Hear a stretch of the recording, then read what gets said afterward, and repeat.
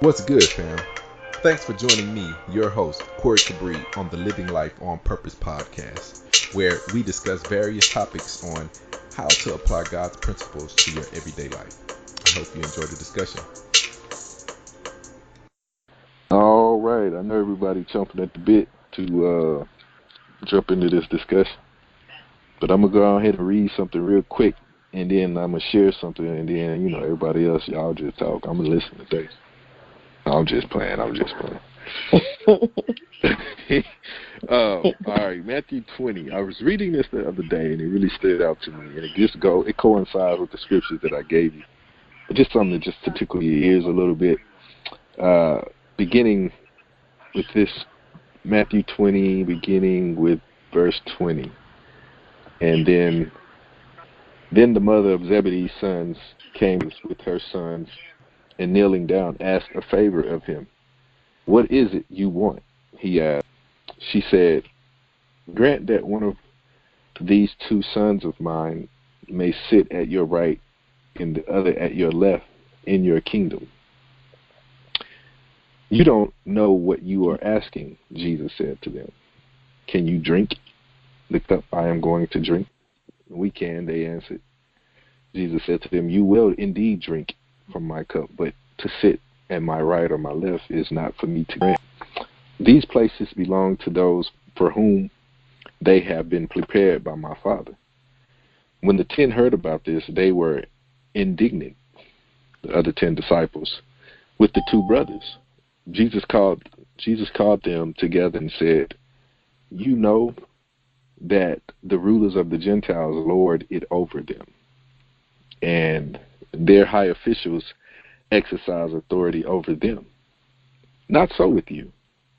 Instead, whoever wants to become great among you must be your servant, and whoever wants to be first must be your slave, just as the Son of Man did not come to be served, but to serve, and to give his life as a ransom for many." So I was reading that the other day, and the Lord was saying something to me. I was, as we usually do, we were just talking, and I was just speaking things like improving and becoming better, and how I can do this and do that to help people to see, or help myself to see things, and this, that, and the other. And the Lord just gave me the scripture. But then before he gave it to me, he told me this. He said, "It is not about you becoming better. Not about you becoming better. It's about you becoming less." Think about that. He said, "It's not about you becoming better. It's not about you becoming greater.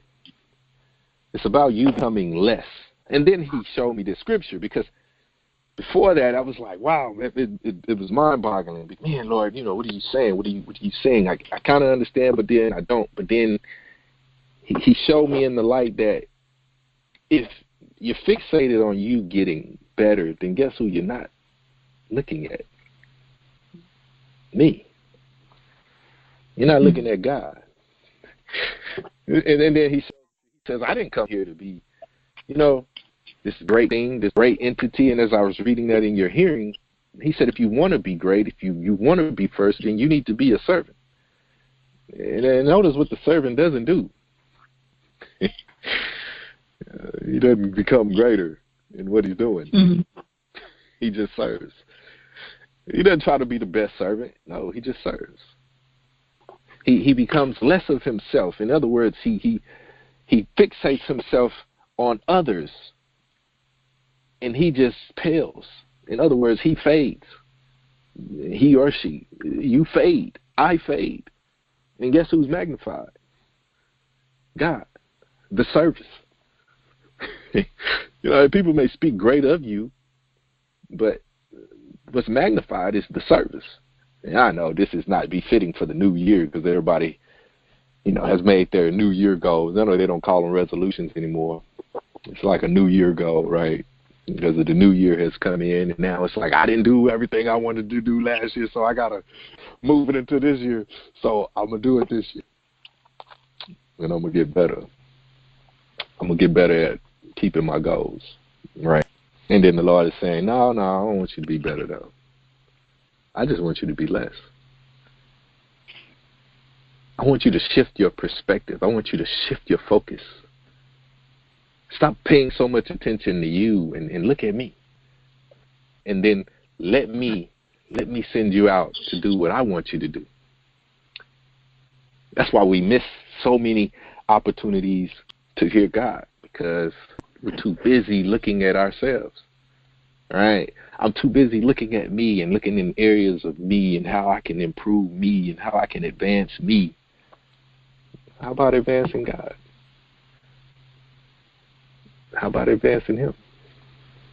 But you can't advance Him by advancing you. And think about this for a second, too. You can't get better at pushing God ahead of you. Can you push God ahead? You going to pick Him up? I'm going to pick God up. I'm going to carry Him to some place. Because that's how we envision it. Like, I'm going to carry God to this place. I hear people talking all the time, I'm going to make God famous. Well, God is a lot more famous than anybody that's ever walked the earth.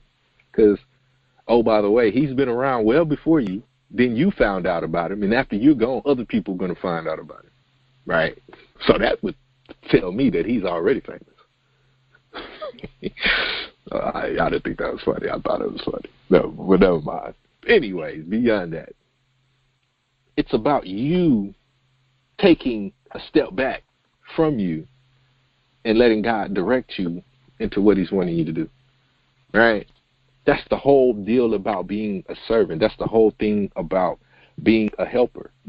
Because that's what we're talking about today. We're talking about helping other people. But how can you help other people if you're constantly looking at yourself? You can't. You won't even know how others are to be helped. But what does this revolve around? It revolves around spiritual growth. And spiritual growth doesn't start with you looking at you. We didn't even start out spiritual growth in that light. We started it out by what? Believing. Believing in who? Believing in the God that created you. Shifting your perspective. Shifting your perspective. Even fasting. All right? He was talking, the Lord was showing me something as I've been fasting. And constantly just showing me things, right? And we always look at things of what I can't do.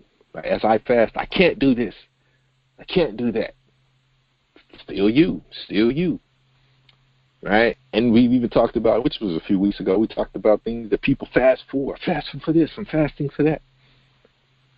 But never focusing on the real reason why you're fasting. It's for God. It's for God.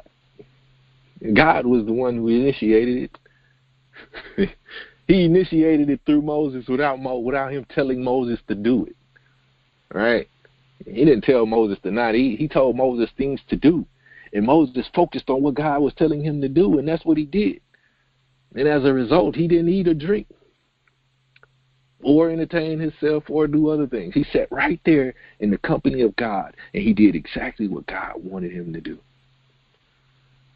And that's what Jesus did. That's exactly what Jesus did. And the service wasn't to a person. The service was to God.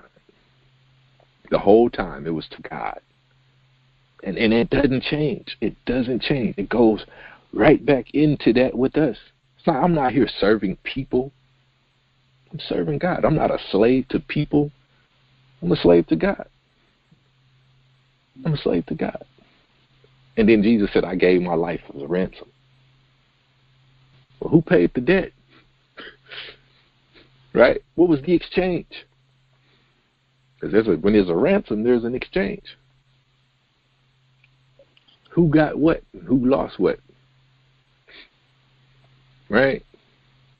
I've talked enough. So we have some scriptures.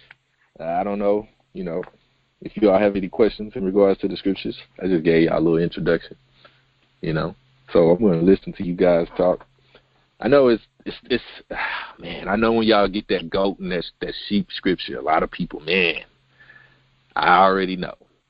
How many people was thinking about going out and giving somebody something to drink so that they can give Jesus something to drink? How many people? Nope, nobody. Nobody wanted to go out and give somebody something to drink because when Jesus said, when I was thirsty, you gave me something to drink. Nobody was looking for him to give him something to drink. No. Nobody was looking for somebody hungry to feed him. No? No. Right? That's not the intent. Not even the intent.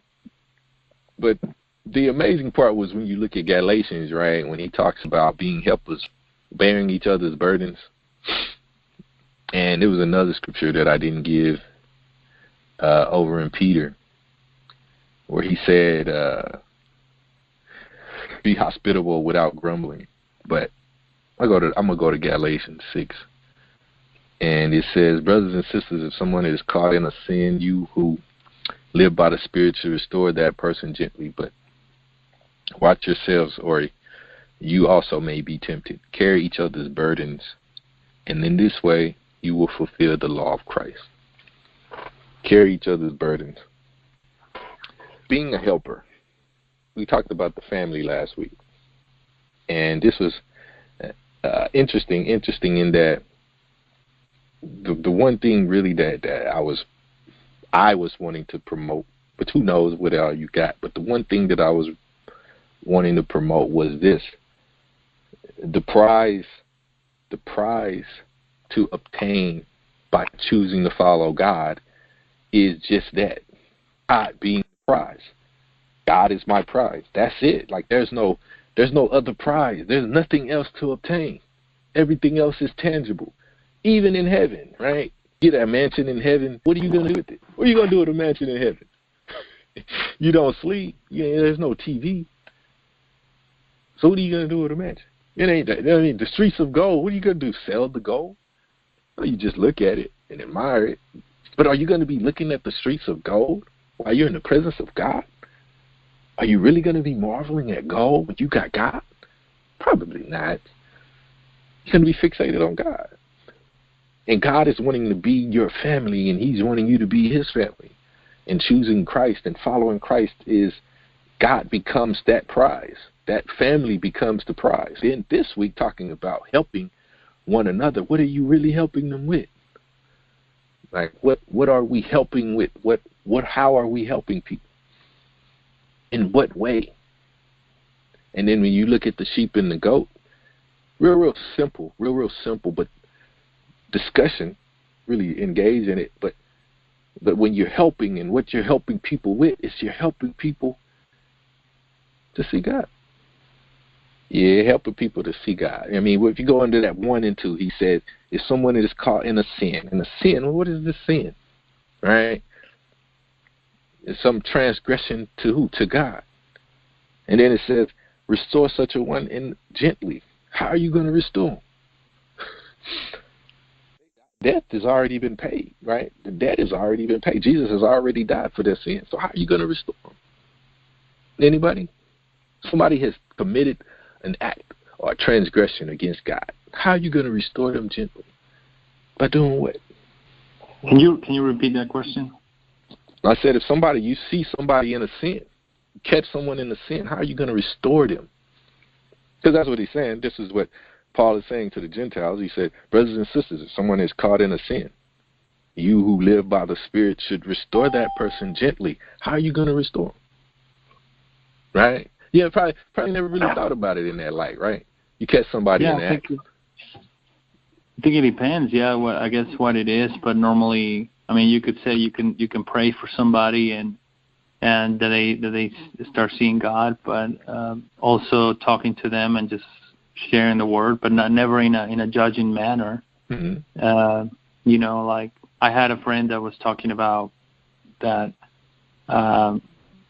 he was told that he had like an issue with prescriptions and that he was upset because like he was like, no, like that's my dosage, and like people think I'm in drugs and stuff. And so I say, hey, like why don't you just bring it to God and maybe just pray to him and ask him to reveal if it is a problem, or if he can deliver you from taking medication and whatever it is. And it wasn't in a way that, like I was telling him you do or you don't have a problem, but that's not for me to, I don't know. Like, and he was, but I'm saying, why don't just come to God and ask Him to reveal it to you? Right. Yeah, but I don't know if that's a way of doing it, and I never really thought about how, I guess what to do. I mean, it's not really a right or wrong answer. It's really looking at what he's saying. I mean, because when you transgress, what are you doing? You're basically doing something in opposition of what God is wanting you to do, right? You're going in the opposite direction of where God is wanting you to go, right? And then you see that, and I talked about this a while back, but that act could very well be you. Meaning, this person could have done something to you. You could have been in the position where God wanted them to do something to you, but then they didn't do what God wanted them to do. They did something opposite of what God wanted them to do to you. Like, I mean, they're in your presence. God wanted them to tell you some type of truth, and then they lied to you. And then you were privy of them lying. And then Paul is telling them, saying in the Galatians, he's saying, restore them. You who's walking by the Spirit, restore them gently. Who are you restoring them with? Right? You're restoring them to God. Right? And then, so when you think about the restoration, because I'm not going to give you an answer. I'm really not. That's not what I'm here to do. I want to discuss this. I want you to think. I want everybody on the line to think about this. We are helpers one to another. And it's not just people that are believing that you are helping.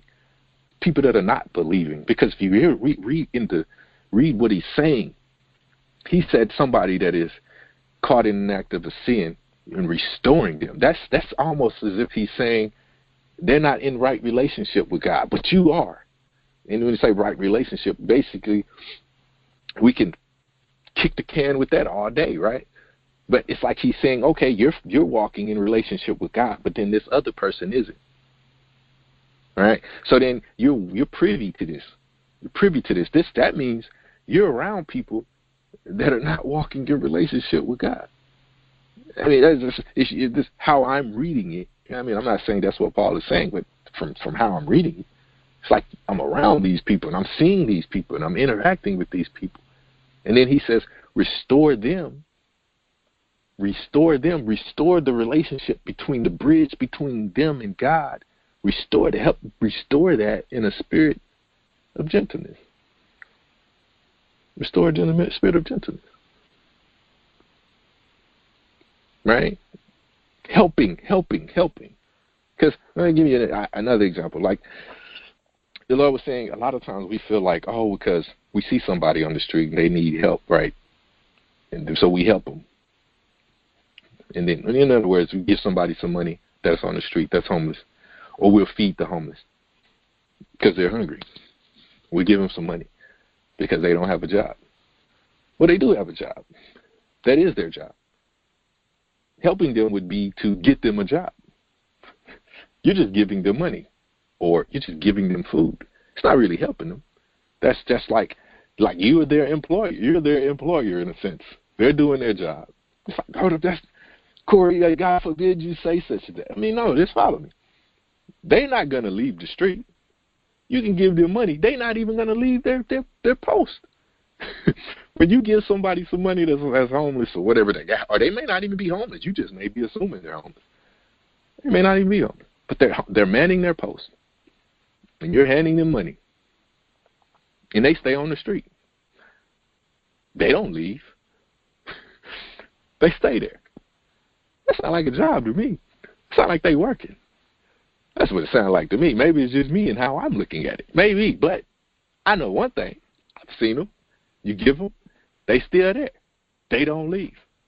And then give you another example. Jesus said that it was a woman that was wiping Jesus' feet with some perfume, and then Judas said, we could have used that on the poor. And Jesus said, the poor you have always with you. It's always going to be poor people.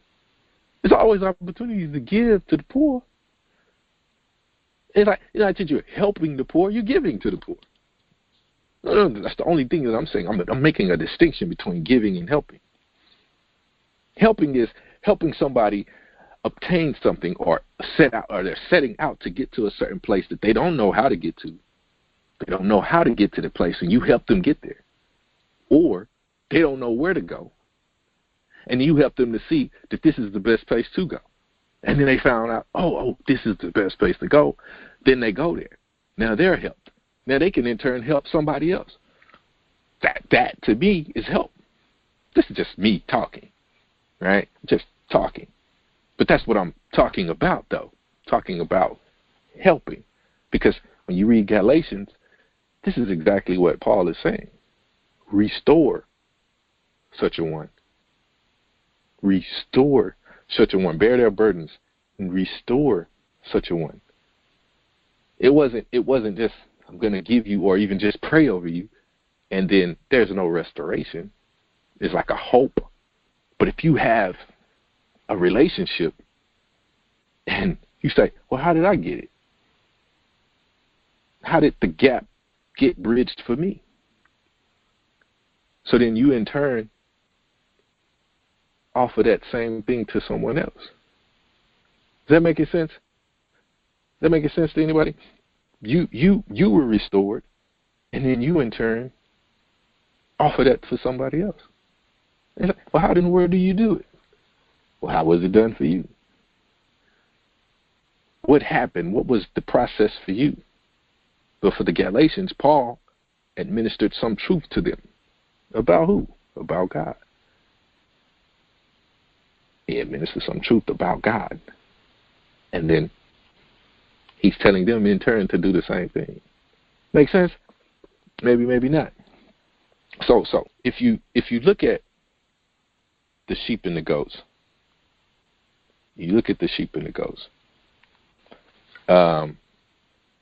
not really measuring the sheep or the goats, but what Jesus is saying. Like if you just measure what Jesus is saying, there was something that Jesus was wanting of this person or this group, and then they did it. I know I'm jumping around, but because nobody's wanting to discuss it, so I'm going to jump around. I'm assuming that everybody's understanding. Jesus wanted something. He wanted something to drink. They gave him something to drink. Jesus was hungry. They fed him. Jesus was cold, and they gave him some clothes. Jesus was in needing of something, and then they did it. But it was all pertaining to Christ. Right? I'm not getting caught up into the tangible things, right? The feeding, the hungry, the clothes, whatever it was, the prison, visiting him. Because, see, we get caught up in the tangible things, and then we check off a box. We check it off, right? Like somebody comes to you, oh, would you pray for me? And we pray for them. It's like, oh, yeah, I'll be praying for you all the time. I pray for you all the time. And right, and legitimately so. I mean, it's not a lie, it's a truth. But how can I help you get restored? Are you in need of restoration? Right? Because, see, and I'm not giving you this 25 because so that you can go and measure yourself. I want you to look at it. Because a lot of us look at this and we begin to measure ourselves. But then if you go to Galatians, you can't measure that. You can't measure that.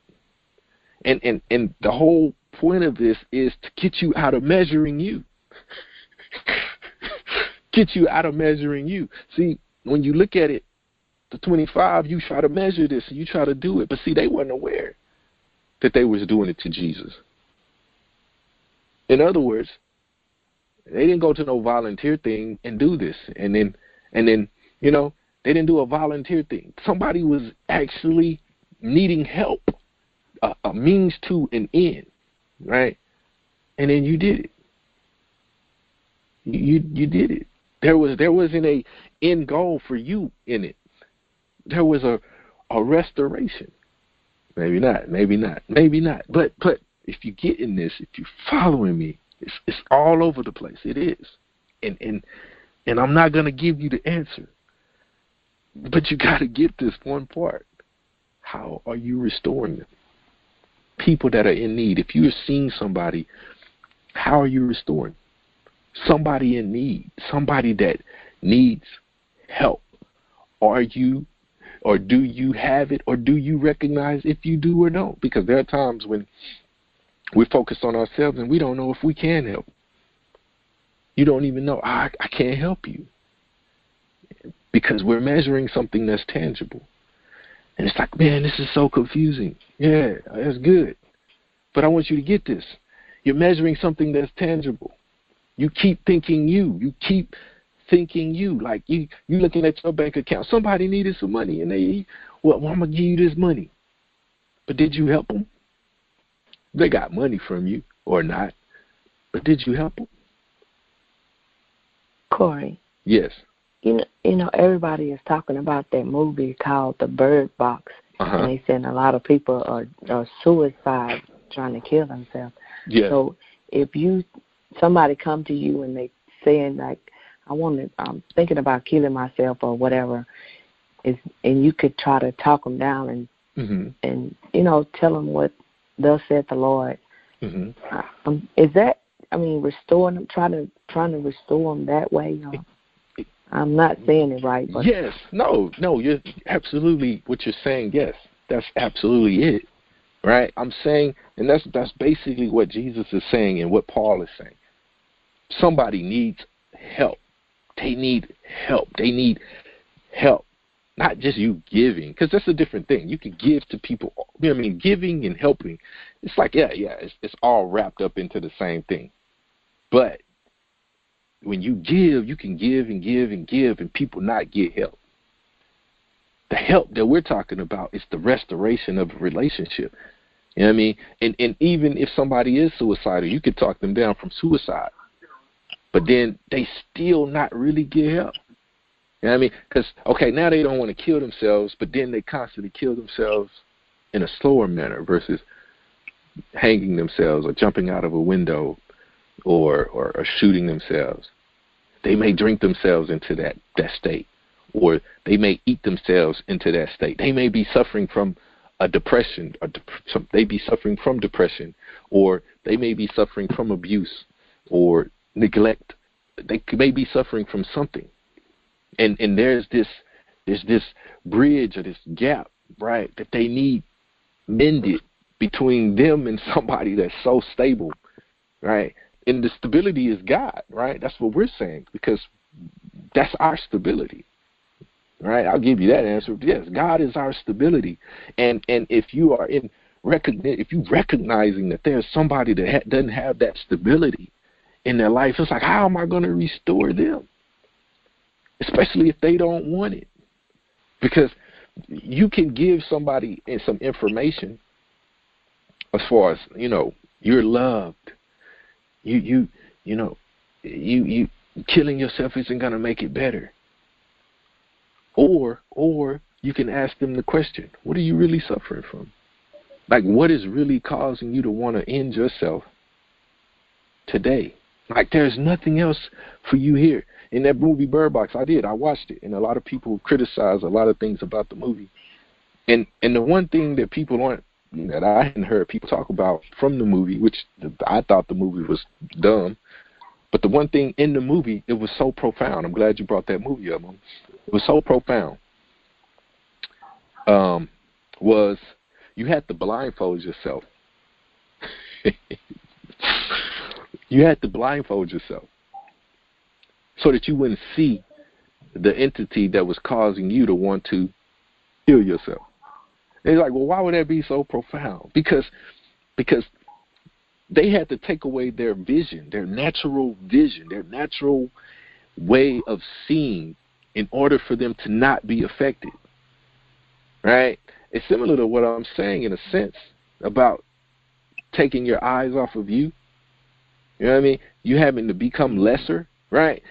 And then at the end of the movie, which I didn't like the movie, but anyways, but at the end of the movie, the people that weren't affected, the people that actually helped save the people that were out there in the world being affected by all of these people, it was a compound for blind people. I don't know if you get that, but it was a compound for people that were blind. They were blind, so they weren't affected by the things that they saw. But then guess what? Also in the movie, you also had to become deaf to what the Spirit was saying, because the Spirit was saying things to you too, to get you to take off the blindfold and look.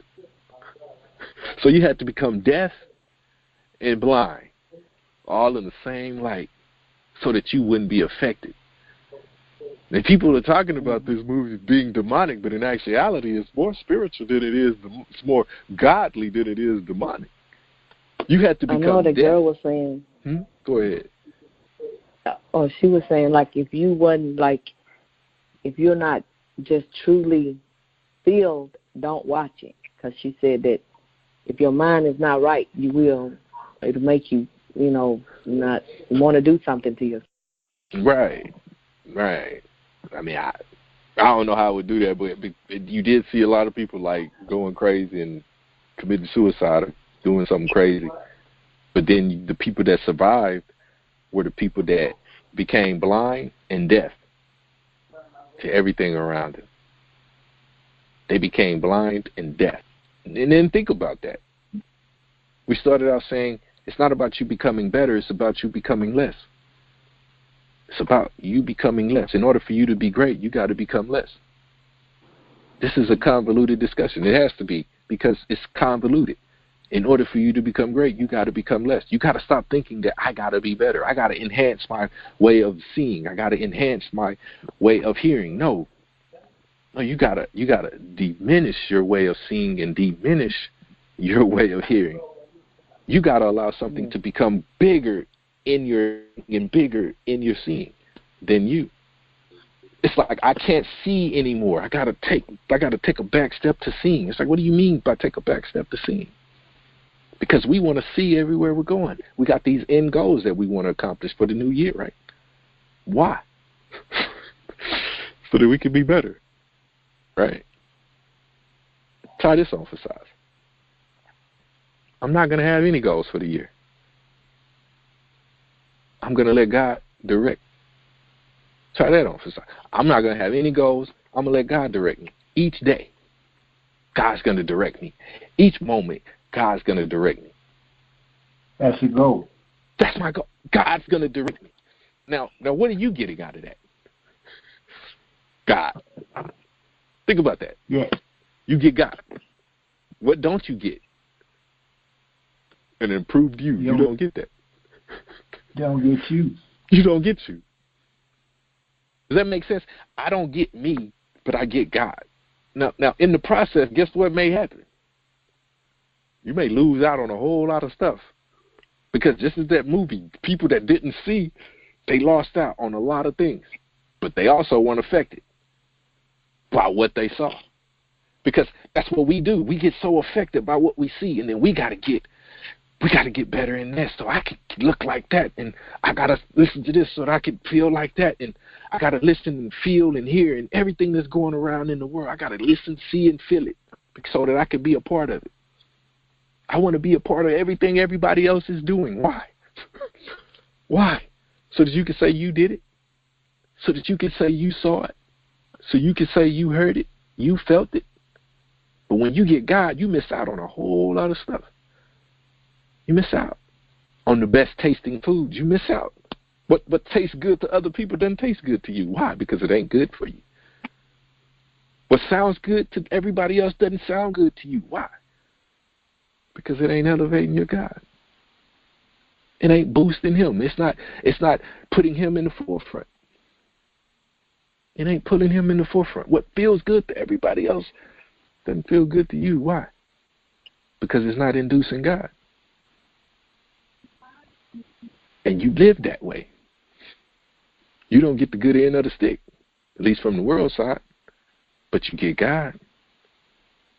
And then when you see people that don't have God, because they're so wrapped up into that fad, they're so wrapped up into this mindset of this everything is going on. We gotta do what everybody else is doing. We gotta get into the trend. We gotta get attached. We gotta get into this social media. We gotta get connected. We gotta stay attached and connected. They caught in the sin, Corey. Yes. They caught in the sin, and we see them and don't see them. And we see them and don't see them, and we're not trying to restore them. In a spirit of gentleness. Yes. We have something. What do we have? Well, we say we got God. We say God is everything to us, right? We say that. But then, when it comes to helping, we're limited. Why? Because we're looking at ourselves. We're looking at things that are tangible. See, I'm trying to give somebody some water. Oh, I gave you some water, and I checked it off. I'm trying to give you something to eat. I gave you something to eat, and I checked it off, and I'm good. I checked that off. I checked this off. I checked that off. But nobody's getting restored. Nobody is getting restored. Nobody's getting restored. Yeah. When was the last time God gave us some water? Yeah. I got to become less. I got to become less. God has to become more. I have to become less. If you don't get anything, get that. I got to become less. If you want to be great, if you want to improve, become less. Become less of you. If you want to be great, become a servant to God. I'm going to be here to do whatever God wants me to do. What do you want me to do, God? Share me. Share me. Share me. But then how can you share God if God isn't God in your life? Yeah, you can tell somebody about God. Here we go, checking off a box. I'm checking this box off. But if you have God to share, it's a totally different mindset. Do you hear that? That's a totally different perspective. When you got God to share, trust me, people are going to approach you differently when you got God to share. But if you're just sharing knowledge about God, I'd rather take my blindfold off. Yeah. Bird box. I'd rather take my blindfold off. Yes, sir. That makes sense? I'd rather just see and enjoy all of the world, what the world has to give me, even though it's temporary. Yes. Mm-hmm. I would rather see it. I don't have it for long, but I would rather see it. Yes. But when you have stability, and that meaning that God stability, then you can help restore somebody in the spirit of gentleness. And I'm not going to tell you how to do it. Because how God tells me to do it, he may not tell you to do it in that same night. But what you're sharing is God. You're sharing that relationship. You're sharing your relationship with them.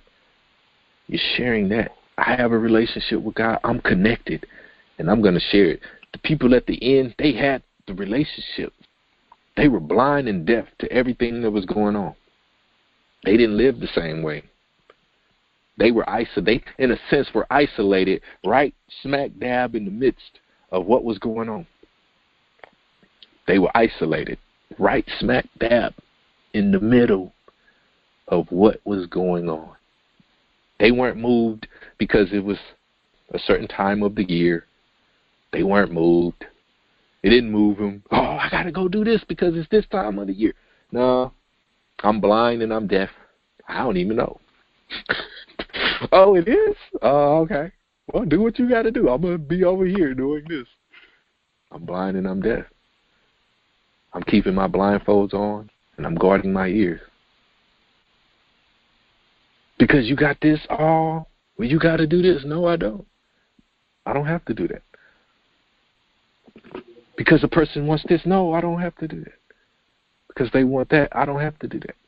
It's like when Peter and James were going to the church, and the guy, or was it John? Peter and John, they were going to the church, up to the synagogue, and the man that was broke and poor and he was lame, he asked them for silver and gold, and Peter said, silver and gold have I none, but such as I have give I unto thee. Rise up and walk. Get up and walk. Get up and walk.